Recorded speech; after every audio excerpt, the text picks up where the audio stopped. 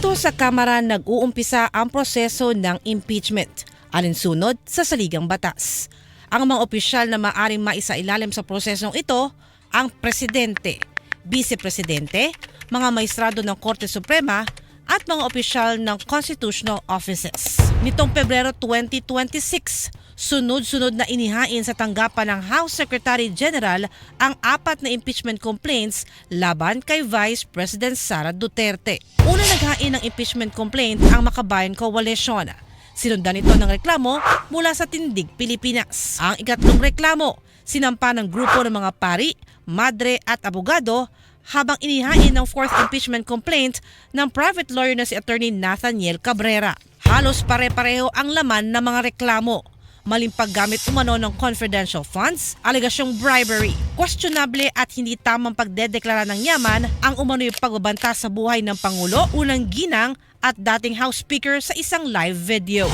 Ang mga reklamo naiakyat sa tanggapan ng House Speaker, na isama sa agenda ng plenaryo hanggang sa nai-refer noong February 23, 2026 sa House Committee on Justice. Ito na ang opisyal na initiation ng impeachment proceedings, ang pagsisimula ng 1-year bar.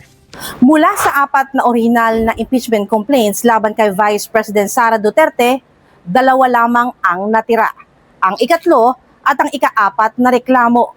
Ang unang reklamo kasi isinantabi dahil sa paglabag sa 1-year bar rule, habang ang ikalawa winidraw upang mas mapabilis ang proseso ng impeachment.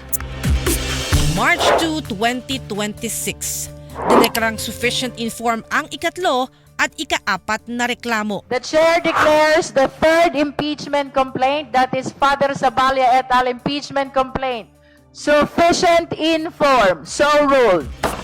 March 4, deklarado na ring sufficient in substance ang 2 impeachment complaints. The chair declares the sufficiency in substance of Zabala et al. Impeachment complaint. So ruled.